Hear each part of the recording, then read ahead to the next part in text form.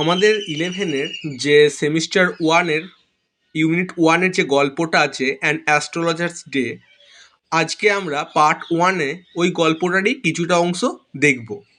তো গল্পটা an astrologers day লিখেছেন আর.কে. নারায়ণ। তো প্রথমে আমরা আর.কে. নারায়ণ সম্পর্কে কিছুটা জেনে নিই। দেখো, আর.কে. নারায়ণ ছিলেন একজন ভারতীয় ইংরেজি সাহিত্যের বিশিষ্ট লেখক। তার জন্ম হচ্ছে 10ই অক্টোবর 1906 এবং তার মৃত্যু হচ্ছে 13ই মে 2001 খ্রিস্টাব্দে। তার লেখা যে গল্পগুলো, সেই গল্পগুলোর যে মূল বৈশিষ্ট্য সেটাতে তিনি একটা কাল্পনিক দক্ষিণ ভারতীয় শহর কে ব্যবহার করেছেন, যেটার নাম ছিল মালগুডি। তো সেই মালগুডি শহরেতে পটভূমিকাতে তিনি তার গল্পগুলি লিখেছেন। এবং আর.কে. নারায়ণের পুরো নাম ছিল রাসিপুরম কৃষ্ণস্বামী আয়ার নারায়ণ স্বামী। আর.কে. নারায়ণের গল্প তোমরা এর আগে ক্লাস 10এই পড়েছো, যে ফাদার সেলফ নামক যে প্রথম ছোট গল্পটা ছিল, সেটাও কিন্তু আমাদের আর.কে. নারায়ণেরই লেখা। অ্যান অ্যাস্ট্রোলজার্স ডে এই যে গল্পটা, এই গল্পটা সাধারণত একটা জ্যোতিষীকে কেন্দ্র করে একটা থ্রিলার সাসপেন্স ছোট গল্প। এটা 1947 সালে নারায়ণের চতুর্থ ছোট গল্প সংকলনে এটা প্রকাশিত হয় এই গল্পটা। তো এই গল্পটার যে মূল বৈশিষ্ট্য, এখানটার জ্যোতিষীর সম্পর্কে কথা বলা হয়েছে। পুরো গল্পটাতে আমরা সাধারণত তিনটে চরিত্রকে খুঁজে পাই।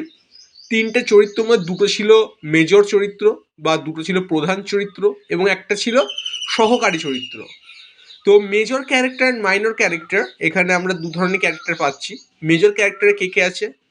তো যেহেতু অ্যাস্ট্রোলজারকে কেন্দ্র করে গল্পটা হয়েছে, তাই আমাদের যে অ্যাস্ট্রোলজার তিনি তো রয়েছেন এবং তার সঙ্গে গুরু নায়ক নামক একজন রয়েছে, দুজন মেজর ক্যারেক্টার। এবং 3 নম্বর যে মাইনর ক্যারেক্টারটা, তাকে আমরা গল্পের একেবারে শেষের দিকে পাবো, খুব ছোট্ট একটা অংশে তাকে আমরা পাবো। তিনি হচ্ছে অ্যাস্ট্রোলজারের স্ত্রী। তো এবারে আমরা অ্যাস্ট্রোলজারের যে গল্প, এই তিন চরিত্র সম্পর্কে একটু আমরা জেনে নিই।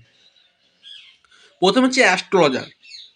দেখো, আমরা সাধারণত যখন কোনো গ্রহ বা আমাদের ভবিষ্যৎ, যখন গ্রহ নক্ষত্র সম্পর্কে জানতে বা আমাদের ভবিষ্যৎ সম্পর্কে জানতে যাই, আমরা কি করি?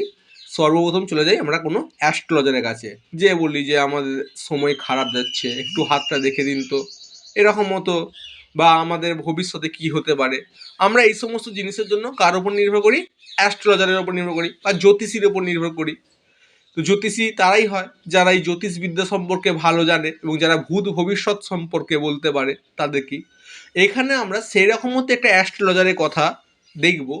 কিন্তু এইখানে যে অ্যাস্ট্রোলজার আছে, এই অ্যাস্ট্রোলজার তার অ্যাস্ট্রোলজি সম্পর্কে কোনো ধারণাই নেই। সে সাধারণত মানুষের হিউম্যান সাইকোলজিকে কাজে লাগিয়ে সে কিন্তু তার বিজনেস করে যাচ্ছে। দেন হচ্ছে গুরুনায়ক। তো গুরুনায়ক হচ্ছে এমন একজন ব্যক্তি যিনি অ্যাস্ট্রোলজারকে সরাসরি চ্যালেঞ্জ করেন এবং তিনি বলেন যে এই অ্যাস্ট্রোলজারের কথাগুলো সম্পূর্ণ ভুল, এবং তিনি অ্যাস্ট্রোলজারকে চ্যালেঞ্জ করেন এবং চ্যালেঞ্জ করার মধ্য দিয়ে কিন্তু আমরা অ্যাস্ট্রোলজার কিন্তু পাস্ট লাইফ সম্পর্কে কিছুটা জানতে পারবো। এবং সর্বশেষে যে মানুষটা আছে, আমাদের যে মাইনর ক্যারেক্টারটা কথা বলেছিলাম, অ্যাস্ট্রোলজারের স্ত্রী, তাকে আমরা দেখব। অ্যাস্ট্রোলজারের স্ত্রী হচ্ছে, তিনি অ্যাস্ট্রোলজারকে সাপোর্ট করেন এবং অ্যাস্ট্রোলজার যখন হচ্ছে বাড়ি থেকে বেরিয়ে আসেন তার কাজের জন্য, তিনি সারাদিন তার আশায় বসে থাকেন যে তিনি কখন বাড়ি ফিরবেন। অবশেষে অ্যাস্ট্রোলজার যখন বাড়ি ফিরে যায়, অ্যাস্ট্রোলজারের উপায় করে নিয়ে আসা যে হচ্ছে টাকা, সেটা দিয়ে তিনি তার সংসার চালান। এই দেখো, আমি তোমাদেরকে ডেসক্রিপশনেতে এই বইটার যে পিডিএফটা এটা দিয়ে দেবো, তোমরা ওখান থেকে ডাউনলোড করে নিজেরাও পড়তে পারো আর আমার সঙ্গে পড়তে থাকো এখানেতে। তো গল্পটা শুরু হচ্ছে, punctually at midday he opened his bag and spread out his professional equipment, which consisted of a dozen cowrie shells, a square piece of cloth with obscure mystic charts on it, a notebook and a bundle of primera writing. তো পাংচুয়ালি at mid day, একদম যথাসময় পুরো দুপুরের দিকে, he open his bag and spared out his professional equipment, সে তার যে bag খুলে এবং তার যে সমস্ত কাজের জিনিসপত্র সেইগুলো নিয়ে বসে। একেবারে দুপুরের দিক করে অ্যাস্ট্রোলজার তার পসরা সাজিয়ে বসে, সে তার ব্যাগ থেকে তার দরকারি যে সমস্ত জিনিসপত্র সেগুলো বের করে বসে। এবার দেখো কী কী থাকে ব্যাগের মধ্যে। হুইচ কনসিস্টেড অফ এ ডজন কাউরি সেলস। তার মধ্যে কি থাকে? 1 ডজনের মতো কড়ি। এই কৌড়ি ব্যাপারটা কি? কৌড়ি হচ্ছে এক ধরনের সামুদ্রিক জীব থেকে পাওয়া যায় একটা ছোট্ট পারা অংশ, ছবিতে দেখতে পাচ্ছ তোমরা। তো এইটাকে আগে হচ্ছে মানে উম, আমাদের ইন্ডিয়াতে এটাকে কারেন্সি হিসেবে কিন্তু ইউজ করা হতো কড়িকে। A square piece of clothes with obscure mystic charts on it. বলছে একটা কাপড়ের টুকরো, যেই টুকরোর মধ্যে কিন্তু বিভিন্ন যে মিস্ট্রিয়াস বা বিভিন্ন যে জ্যোতিষ শাস্ত্র সম্পর্কে যে সমস্ত চিহ্নগুলো ব্যবহার করা হয় সেই ধরনের চিহ্ন আঁকা একটা ছোট কাপড়ের টুকরো। A notebook and a bundle of palmyra writing, একটা ছোট নোটবুক ডায়েরি টাইপের, এবং একগুচ্ছ তালপাতার পুঁথি। তো তখনকার মানে প্রাচীনকালে তো তালপাতাতে পুঁথিগুলো লেখা হতো, সেই ধরনের তালপাতার পুঁথি। তো এইগুলো যে তার পসরার মধ্যে পড়ে সেইগুলোকে সাজিয়ে নিয়ে তিনি বসেন। His forehead was resplendent with scared else and the vermilion, and his eyes sparkled with a sharp abnormal gleam which was really to outcome of a continual searching looks for customers. তো এবার দেখো ওনার বেশভূষার পরিচয় দিচ্ছে। His forehead was resplendent with scared ass. বলছে his forehead অর্থাৎ কপাল ওয়াজ রিপ্লেন্ডেড মানে চকচক করতো, চমকিত হতো, উইথ স্কেয়ার্ড অ্যাস। কিসের সাথে? না তার কপালেতে থাকতো পবিত্র ছাই। স্যাক্রেট মানে হচ্ছে পবিত্র, ঠিক আছে? Sacred ash and vermilion. Vermilion মানে কি? সিঁদুরের তিলক। তো দেখবে যারা জ্যোতিষী হয় তারা কপালে দেখবে একটা মানে সাদা পাড়া ইয়ে থাকে, ওই সাদা পাড়া অংশটা ল্যাপা থাকে, তার উপরে বড় করে সিঁদুরের তিলক পড়ে থাকে, যেটাকে হচ্ছে মানে ভগবানের আশীর্বাদে সিঁদুর বলা হয়ে থাকে। And his eyes sparkled with a sharp abnormal gleam which was really an outcome of a continual searching looks for customers. এবং তারপরে কপালের পরই নেমে এলো চোখের দিকে। বলছে his eye sparkled with a sharp abnormal gleam. তো তার যে চোখ, সেই চোখে একটা অদ্ভুত ধরনের কিন্তু মায়াবী একটা দৃষ্টি ছিল, which was really an outcome of a continual searching look for customers. আর যেই দৃষ্টিটা কি করছে না বাইরের রাস্তার দিকে যেখানে বসে সেখান থেকে বাইরের দিকে সেই দৃষ্টিতে সে কি করছে, তার কাস্টমার্স খুঁজছে, তার খদ্দের খুঁজছে। But which is simple clients took to be a prophetic light and felt comforted. কিন্তু অপরদিকে দেখো তার যে খরিদ্দারগুলো ছিল, তাদের সিম্পল ক্লায়েন্ট ছিল, সাধারণ যে খরিদ্দারগুলো ছিল, তারা কি দেখছে? বলছে এটা তাদের মতে এটা হচ্ছে প্রফেটিক লাইট। প্রফেটিক মানে হচ্ছে কি? মানে ভবিষ্যৎ। তাদের মতে এটা হচ্ছে ভবিষ্যৎ দেখার একটা ক্ষমতা। অ্যান্ড ফেল্ট কমফোর্টেড, এবং তারা এইটা ভেবে খুবই হচ্ছে কমফর্টেবল ফিল করতো যে তাদের যে গুরুদেব তার কাছে ভবিষ্যৎ দেখার ক্ষমতা আছে। The power of his eyes was considerably enhanced by their position. তো তার যে এই যে চোখের যে ক্ষমতা, ঠিক আছে, এই চোখের যে ক্ষমতা সেটাকে এখানেতে তিনি তাহলে এইভাবে লেখক তুলে ধরছেন যে তার চোখের যে ক্ষমতা, সেই চোখের ক্ষমতা দেখে সাধারণ মানুষ মনে করছে যে তার চোখে ভবিষ্যৎ দেখার ক্ষমতা আছে, কিন্তু সে তার চোখের মাধ্যমে সে অরিজিনালি কি খুঁজছে? সে কিন্তু তার চোখের মধ্য দিয়ে সে কিন্তু বাইরে থেকে সে কাস্টমার্স খুঁজছে। Enhanced by their position placed as they are between the painted forehead and the dark whisker was streamed down his cheek. Enhanced by their position, তো যথাযোগ্য অবস্থানে পজিশনে, place as they are between the paint forehead. তো এবার দেখো একটা কোনো কিছুর অবস্থান কিন্তু এখানে বোঝাচ্ছে। তো কিসের অবস্থান বোঝাচ্ছে? বিটুইন দ্য পেইন্টেড ফোরহেড, তার যে কপাল, সেই কপালের হচ্ছে তার যে আঁকা যে কপাল, সেই কপাল and the dark whiskers which stream down his cheek, এবং তার যে গাল ভর্তি ঘন দাড়ি, যেটা একেবারে গাল থেকে নেমে গেছে সে দাড়ি।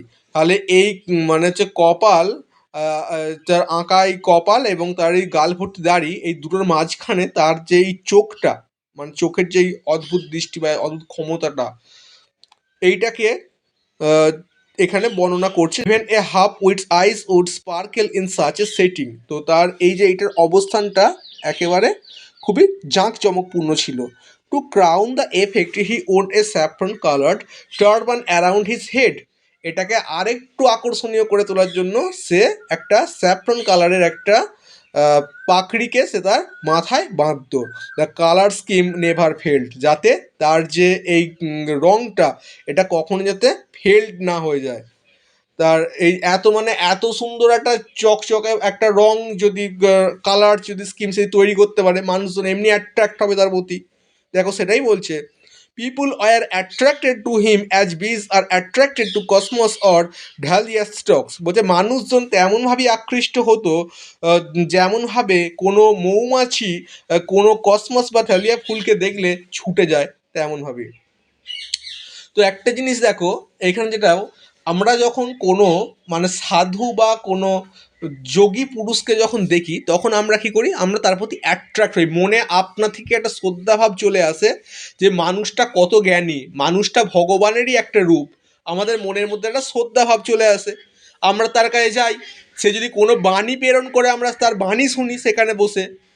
তো তেমনই এইখানে তো সেই ব্যাপারটাই বলছেন যে তার এই বেশভূষা দেখে মানুষজন এতটা পরিমাণে অ্যাট্রাক্ট হতো যে মানুষজন তার কাছে ছুটে চলে আসতো, যেমনভাবে কোনো মৌমাছি কোনো ফুলকে দেখলে ছুটে যায় তার কাছ থেকে মধু সংগ্রহ করার জন্য। He sat under the bough of a spreading trees which flanked a path running through the town hall park.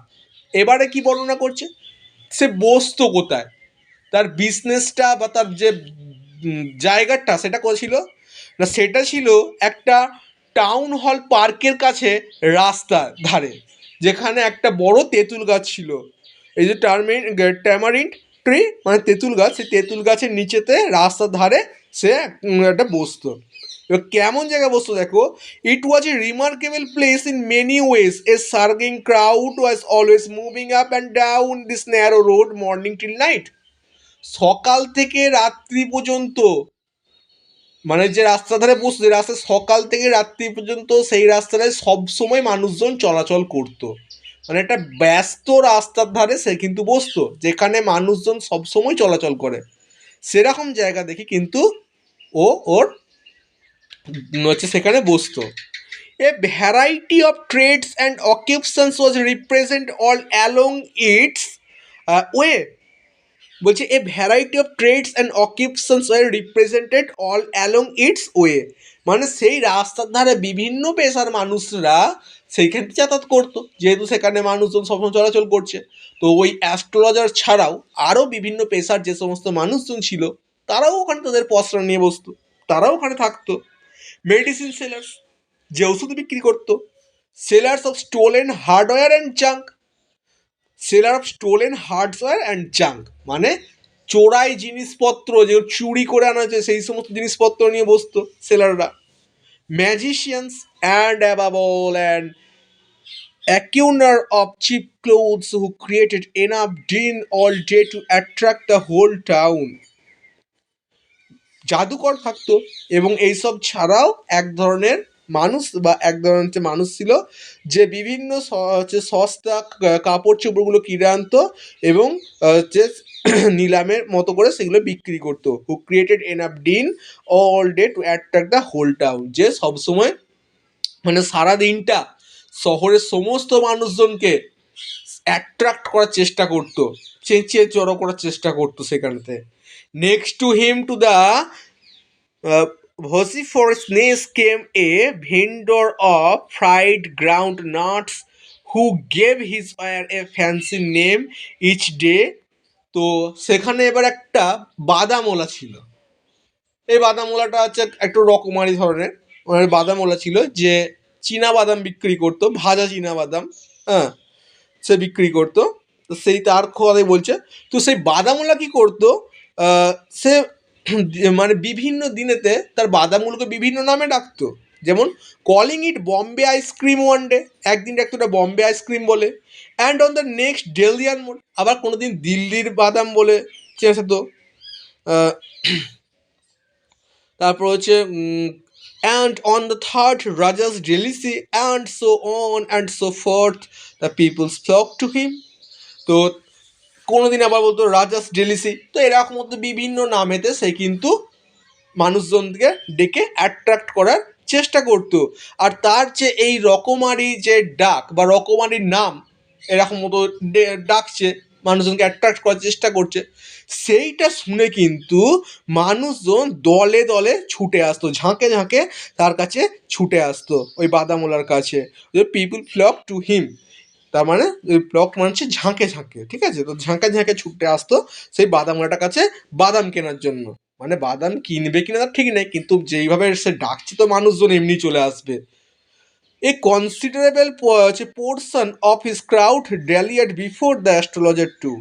আর এই যে বাদামওয়ালাটা, এই বাদামওয়ালাটা বসতো ঠিক অ্যাস্ট্রোলজারের একটু আগে, মানে এই বাদামওয়ালার পাশেই কিন্তু অ্যাস্ট্রোলজার ওর পসরা নিয়ে বসতো।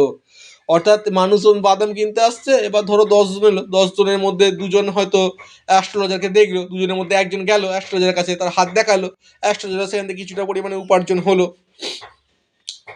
The astrologer translated his business by the light of the flare which crackled and smoked up above the ground-up heap nearby. তো অ্যাস্ট্রোলজার তার যে বিজনেসটা, তার যে দোকানটা, সেটাকে কোথায় স্থাপন করেছিল?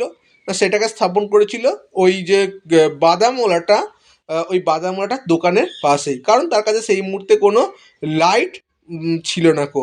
Half the enchantment of the place was due to the fact that it did not have the benefit of the municipal lighting.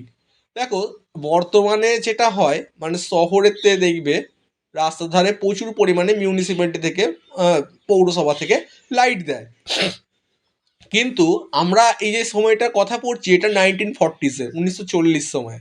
তো সেই সময় কিন্তু শহরে এত উন্নতি হয়নি, বা শহরে তো লাইট ফাইট থাকে না গো। তার জন্য কী করতো, অ্যাস্ট্রোলজারের নিজের দোকানেও কোনো লাইট নেই গো, সেই বাদামওয়ালাটার কাছে বসতো, যাতে বাদামওয়ালাটার থেকে আলোটা কিছুটা সে তার কাছে পেতে পারে, তার জন্য সে বাদামওয়ালাটার কাছে বসতো। The place was lit up by সব লাইটস, তো তার যে জায়গাটা সেটাতে যে দোকানে যে বিভিন্ন লাইট ছিল সেখান থেকে পূরণ হয়ে যেত। 1 or 2 হ্যাড হাইজিং গ্যাস লাইটস, মানে কারো একটা বা দুটো যে হাইজিং গ্যাস লাইট, মানে হ্যাচাক টাইপের যে গ্যাস লাইট ছিল সেইটা। তখনকার দিনে কী হতো, মানে হচ্ছে কেরোসিনের বাতি, লম্ফ, লণ্ঠন, তারপর হচ্ছে এই গ্যাস বাতি, যেটাকে হচ্ছে হ্যাচাক বলে, এইগুলো ছিল আর কি তখনকার দিনে প্রচুর পরিমাণে। তো তখন এত ইলেকট্রিসিটি এত উন্নতি হয় নাকো, যেই সময়ের কথাটা পড়ছি আমরা এখানেতে। তো তখনকার দিনে দোকানেতে কিন্তু এই গ্যাস লাইট হচ্ছে ইউজ হতো। Some had neck plate stuck on poles and some were lit up the old cycle lamps and 1 or 2 like the astrologer's man aged without lighting of their own. তো some had naked plates stuck on poles, কারো কারো কাছে আবার নম্ফ টাইপের কিছু থাকতো। তো দোকানে দেখবে যে অনেক সময় মোমবাতি জ্বালায় বা নম্ফ টাইপের জ্বালিয়ে রাখে, যাদের কাছে হচ্ছে এখন অতটা হয় না, কারণ হচ্ছে এখন মেলার ক্ষেত্রে কি হয় যে কারেন্ট চলে গেলে জেনারেটর চালিয়ে দেয়, সঙ্গে সঙ্গে ইলেকট্রিসিটি আবার চলে আসে। তো আমরা যখন ছোট ছিলাম সেই সময় দেখতাম যে হয়তো মানে কারেন্ট চলে গেছে কোনো কারণে, হয়তো জেনারেটরও নেই, তো সেই সময় কী করতো, কোনো কোনো দোকানদার মোমবাতি জ্বালাতো, কোনো কোনো দোকানদারতে আবার লম্ফও থাকতো। তো সেই লম্ফোর কথা এখানে বলছি, কোনো কোনো দোকানে লম্ফও ছিল। Some were lit up by the old cycle lamps, তো আগেকার দিনে সাইকেলেতে একটা ল্যাম্প থাকতো, যেটা হচ্ছে মানে সামনের দিকে ল্যাম্পটা লাগানো থাকতো, আর পিছনের চাকার সময় ডায়নামো থাকতো, ডায়নামোয় ঘষা লেগে ইলেকট্রিসিটি তৈরি হতো, সেই ইলেকট্রিসিটি দিয়ে সাইকেলের সামনে আলো জ্বলতো। তো এইখানে তো সেই পুরোনো সাইকেলের হচ্ছে ল্যাম্পের মতোই ইউজ করার কথা এখানে বলছে। And 1 or 2 like the astrologers managed to without lighting on their own, এবং 1-2 জন ছিল যাদের হচ্ছে কাছে এই মানে জ্যোতিষীর মতোই আর কি কোনো আলো ছিল না, অর্থাৎ তারা ওই পাশের যে দোকান ছিল তাদের আলো থেকে কিছুটা পরিমাণে আলো পেতো, সেইটা দিয়ে তাদের কাজ চালিয়ে ফেলতো আর কি। It was a bewildering criss-cross of lights, rays and moving shadows. তো এবার ধরো এদিক দোকান থেকে একটা আলো আসছে, ওদের দোকান থেকে আলো আসছে, হ্যাঁ, রাস্তা দিয়ে দোকান থেকে আলো আসছে একটুখানি, তো এরকম মতো এই আলোর যে রশ্মিগুলো বিভিন্ন আলোগুলো এসে পড়ছে। আবার ধরো এই মানুষজন যাতায়াত করছে, তো এই যখন আলোর এদিক থেকে ওদিক থেকে আলো এসে পড়ছে, আবার মানুষ যাতায়াত করছে, তো এই দুটো মিলিয়ে কি হচ্ছে, একটা আলো ছায়া একটা মানে ক্রিস ক্রস তৈরি হচ্ছে আর কি। এবং হচ্ছে সেখানে হচ্ছে যেন মনে হচ্ছে ছায়াগুলো চলমান, হ্যাঁ, আলোটা এদিক ওদিক চলে যাচ্ছে, এরকম মতো লাগছে, একটা মিস্টেরিয়াস তৈরি হতো আর কি। This suited the astrologer very well for the simple reason that he had not in the least intended to be an astrologer when he began life, and he knew no more of what was going to happen to other than he knew what was going to happen to himself next minute. This suited the astrologer very well. এটা অ্যাস্ট্রোলজারের পক্ষে খুব একটা ভালোই হয়েছিল, তার পক্ষে একটা মানে একটা অলৌকিক পরিবেশ তৈরি করার মতো হয়ে গেছিলো। ফর দ্য সিম্পল রিজন, সাধারণ কারণ ছিল that he had not in the least intended to be the astrologer when he begins life. সে যখন মানে তার জীবনের প্রাথমিক মুহূর্তে সে কিন্তু এই অ্যাস্ট্রোলজি সম্পর্কে তার কোনো ধারণা ছিল না কো। And he knew no more of what was going to happen, এবং সে জানতো না কো কী হতে পারে to happen to others than he knew that was going to happen to himself next minute. এবং সে নিজেও এটা জানে তার নিজের সঙ্গেই যে পরবর্তী মুহূর্তে কি হতে পারে সেটা সম্পর্কে তার নিজেরই কোনো জানা নাই কো যে কী হতে পারে। অথচ সে আবার মানুষের ভবিষ্যৎ বিচার করে বলছে যে মানুষ তার ভবিষ্যতে কী হতে পারে, বা মানুষের ভবিষ্যতে কী হতে পারে, সে আবার সেইটা বিচার করছে। He was as much stranger to the stars as were his innocent customers. সে তার যে হচ্ছে মানে সাধারণ যে ভীতু যে কাস্টমারগুলো ছিল তাদেরকে সেই তারার জ্ঞান দিত।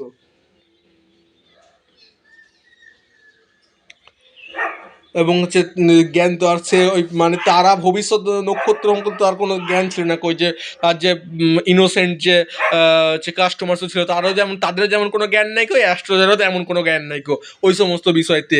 Yet he said things which planted and astronomies and astronomised every one that he was more a matter of study practice answer with guesswork.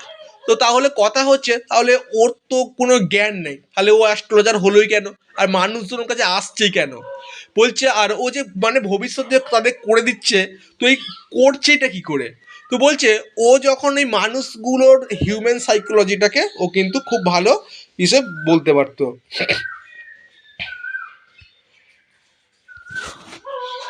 তো খুব ভালো বুঝতো এবং হিউম্যান সাইকোলজির থ্রুতে ও কিন্তু সেইগুলো সমস্ত বিষয়গুলো কিন্তু সমাধান করার চেষ্টা করতো।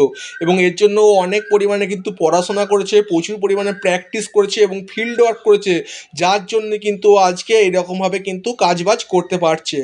All the same it was as much an honest man's labour as any other, and he deserve the wages he carried home at the end of the day. তো ও যে দেখো ও যা কাজই করুক, কাজ তো করছে, ও তো পরিশ্রম তো করছে, তার জন্য তো পারিশ্রমিক ডিজার্ভ করে। তো ও যে পারিশ্রমিক পেত, সেই পারিশ্রমিক নিয়ে দিনের শেষে ও কিন্তু বাড়ি চলে যেত। ঠিক আছে, এখানে ওয়েজেস মানছে পারিশ্রমিক। He had left his village without any previous thought or plan. সে তার গ্রাম ছেড়েছিল কোনো রকম ভাবনা চিন্তা ছাড়াই, অর্থাৎ তার কিন্তু কোনো রকম কিন্তু মানে উদ্দেশ্য ছিল না কো, সে সেই অবস্থায় কিন্তু তার গ্রাম ছেড়ে বেরিয়ে এসেছিল। তার ভবিষ্যতে যে সে কী করবে তার সেই সম্পর্কে কোনো ধারণা ছিল না কো, সে যখন গ্রাম ছেড়ে বেরিয়ে এসেছিল। If he had continued there, he would have carried on the work of his forefathers, namely tilling the land, living, marrying, and ripening in the cornfield and ancestral home. তো সে যদি আজকে সে যদি এই শহরে না, সে যদি গ্রামে থাকতো, তাহলে সে কী করতো, তাহলে সে তার পূর্বপুরুষরা যে কাজ করতো সেই কাজটাই সে করতো। তা তার পূর্বপুরুষরা কী ছিল, তাদের পূর্বপুরুষদের চাষবাস ছিল। তাদের কিসের চাষবাস ছিল, এটা কর্নফিল্ড। এই যে এখানে যে কর্নফিল্ডটা বলা আছে, এই কর্নফিল্ডে তাদের অর্থাৎ ভুট্টা ক্ষেত ছিল, সেই ভুট্টা ক্ষেতে সে কাজ করতো, সে সেখানে লাঙল করতো, সে সেখানে চাষাবাদ করতো, সে সেখানে বিয়ে করতো, সে সেখানে তাদের যে পৈতৃক বাড়ি ছিল সেই পৈতৃক বাড়িতে সে বসবাস করতো। But that was not to be, কিন্তু সেটা হলো না কো। He had to leave home without telling anyone, সে বাড়ি কাউকে কিছু না বলেই সে বাড়ির গৃহত্যাগ করলো। And he could not rest till he left it behind a couple of 100 miles, এবং সে বাড়ি থেকে প্রায় 200 মাইল দূরে চলে যাবার সংকল্প করলো বা দূরে চলে আসার চেষ্টা করলো। To a villager he is a great deal as if an ocean flowed between. একজন গ্রামের মানুষ হয়ে এরকম তো কোনো ভাবনা চিন্তা ছাড়া এটা একেবারে মাঝ সমুদ্রে পড়ে যাওয়ার মতো অবস্থা আর কি, মানে চারিপাশই জল, কোথাও ডাঙা নাই, সে উঠে দাঁড়াবে কোথায়, সেরকম মতো। তার শহরে কিছুই চেনা নাই গো, সে শহরে চলে এসছে হঠাৎ করে। He had a working analyse